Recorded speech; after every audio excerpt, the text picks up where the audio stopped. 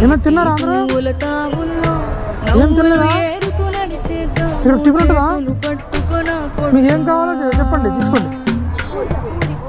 అందరికి పూరియేనా? అందరికి పూరియేనా? అమ్మ మీరు కూడా తింటారా పూరి? సరే తీసుకొచ్చి ఉండండి. 3, 3, 6 సరే అండి, 240. థ్యాంక్ యూ అండి. అమ్మా